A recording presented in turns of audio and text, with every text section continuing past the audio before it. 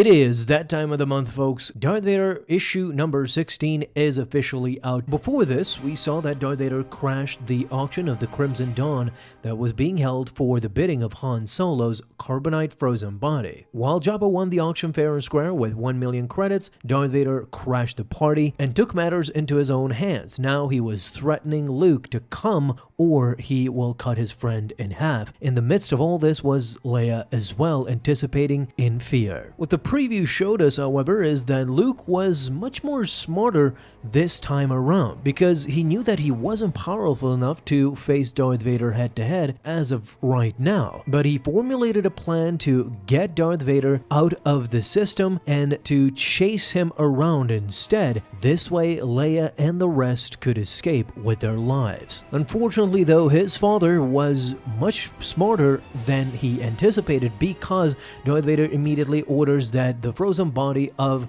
Han Solo be transported into his own shuttle. Now Luke was escaping the system with the Empire just standing around because Darth Vader ordered them not to attack. "Luke, it's Leia again. Please tell me what's going on." Luke responds, "I'm not strong enough yet, Leia.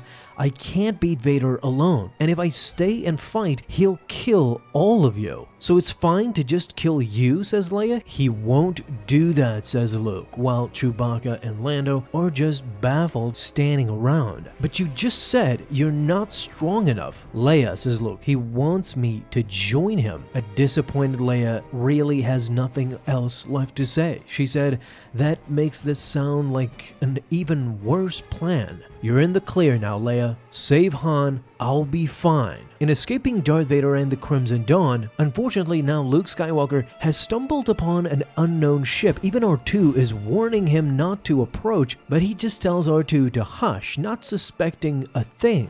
Unfortunately for Luke, these were scoundrels, pirates, bandits, whatever you want to call them. What's funny is this crew kind of looks to be inspired by Star Trek, by the bridge of Star Trek kind of. You got a captain-looking guy at the top there, you got 7 of 9 here at the bottom, and a Plo Koon-looking pirate as well. Even the dress garb is very much reminiscent of old sea pirates. And now it is revealed to us that these pirates had seen Luke Skywalker previously.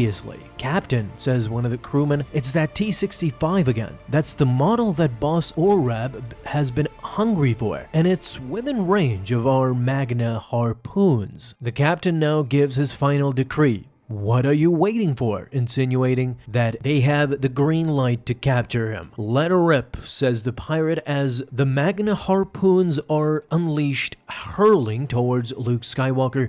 And finally, the X-Wing is caught as Luke Skywalker is trying to flee. Now, most of the Magna harpoons do damage to the ship and even do damage to R2 as well.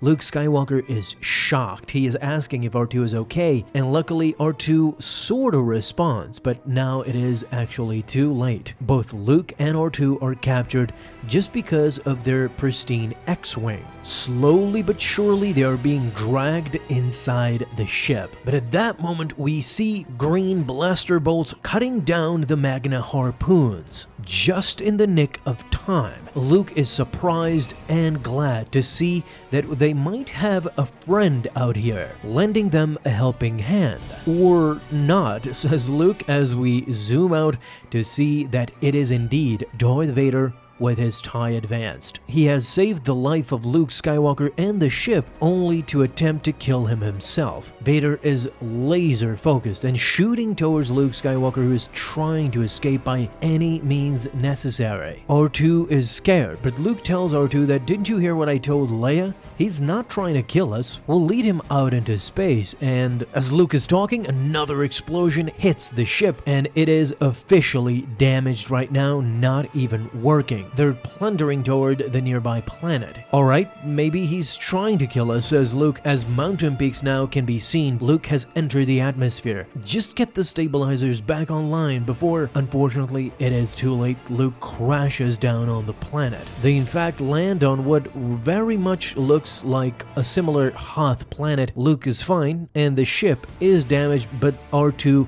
gets into the repairs immediately. But Luke now is not really worried about the ship. Vader is coming and he is relentless. He is not even skipping a beat. With that, Luke now gets his blaster and starts shooting at Darth Vader's TIE Advanced in a last-ditch effort to escape with his life. However, there's another surprise that is awaiting both Luke Skywalker and Darth Vader. Now the traitors are twice the number and double the fall. Back to the Vermilion though, Boku was furious with Ochi and Vader. "This isn't what we agreed upon, Ochi," says Boku. "Vader was supposed to support my bid for Solo. Instead, he's stolen Solo for himself? You told me," says Boku, "Vader keeps his word," insinuating that Vader is a liar. "If I remember right," says Ochi, "all my lord ever promised was that you might get what you deserve. If you ask me, you're getting off pretty easy." "How dare—" "Hold that thought, Slug," says Ochi.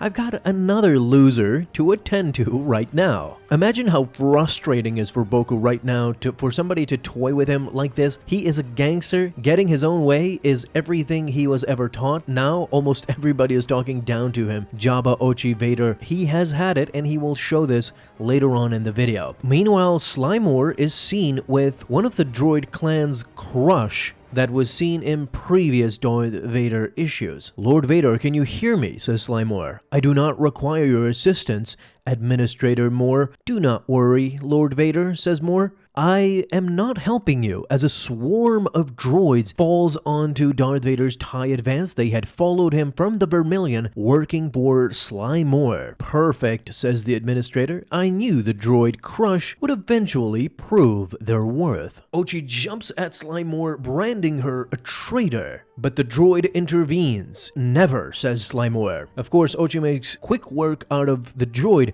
but now is going toe-to-toe with Sly Moore as well. A Sith assassin against Administrator Sly Moore, who is versed in the dark arts herself. "You're trying to kill Vader," says Ochi. "I serve the Empire," says Moore, "which means I serve the Emperor in all things, at all times. You used to understand that." The assassin is left without words. Truly, Vader had skewed his opinion as time went on. I remember back when Ochi was first introduced in those issues, he did truly serve the Emperor, but now I think he is definitively conflicted between Vader and Emperor Palpatine. In a way, he is becoming increasingly more loyal to Vader than anybody else. Back to Luke, he is baffled. He doesn't know what is going on. "Who are you? Stop right there. There are droids falling from the TIE Advanced. And as they're falling, they're shooting down at the ground." Now Luke takes out his lightsaber and ignites his yellow blade. "I'm warning you," says Vader. "Calm down, boy," says the droid. "We're here to help." As they quickly go on to work together with R2 in order to fix the X-Wing in a shocking turn of events, even Luke is baffled as to what's going on. Vader, though, knows everything, and he is shooting down at the X-Wing, missing luckily, but the explosions are imminent. "All fixed. Get in, boy," says one of the droids.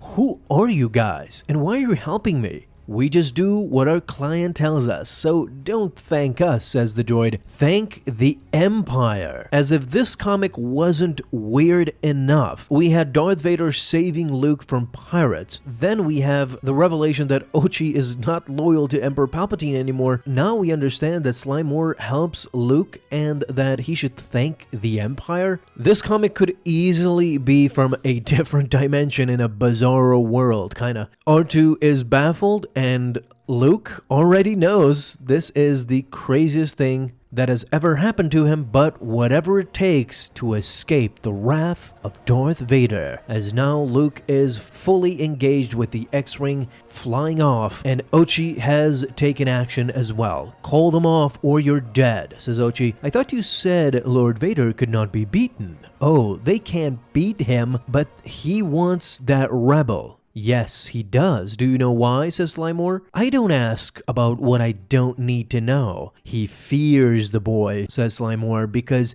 he knows the boy's true strength. If the Emperor claimed Skywalker, what need would he have of Vader?" "Oh," an angry Ochi says, "you are really dead this time." "You still don't understand," says Sly Moore. "Vader cannot kill me without betraying the Empire. You're the one who betrayed the Empire. No, I tested its weakest link and found it lacking. In your fear, you would destroy the Emperor's greatest weapon, but you have failed. Manipulative as she is, Ochi is not falling for it. He says, don't try that mind thing on me. But in the end, Sly Moore proves to be a much better fighter than Ochi, as she actually stabs him right in the shoulder. Now, in your fear, you will return to your true master, humbled, like me, just another servant in his shadow. Ochi is down on his knees, bleeding to death. All of a sudden, they hear a noise. A ship is going after Vader. What? Says Sly Moore. This is Ochi. Do you read? He is trying to contact the ship that is leaving. Just wanted to confirm that it's you, Boku. What's on your mind up there? Oh, says Boku, I wouldn't want to spoil the surprise. But as it happens, Ochi knows exactly what the surprise is, and he immediately contacts Lord Vader. This is Ochi. Just a quick report. The Umbaran, says Vader. I know. Kill her. Right, working on that, says Ochi, but the Hutts are after the Imperial shuttle that's got Solo, as we see a swarm of Hutt ships are after Darth Vader's shuttle that is transporting Han Solo. An explosion can be seen in the distance. Luke is worried about Han. My son, thinks Vader, I sense your anguish. You still cannot bear the thought of losing your friends. Good. Even Vader notices the explosion. Now you're ready to learn what real fear is. As this concludes issue number 16 that had its ups and downs, but definitely Vader and Luke are closer to a conflict than where we started the series off. We could definitely have another head-to-head between Vader and Luke before this series is over and before we see them clashing inside the second Death Star in Return of the Jedi. Before that happens, this series needs to give us a real hint as to what's to come. Guys, what did you think about this full comic issue? And if you enjoyed, leave a thumbs up down below, subscribe for dailies. Now you can have an awesome day, Star Wars fans. I'll see you in the next video, and may the Force be with you. Until then.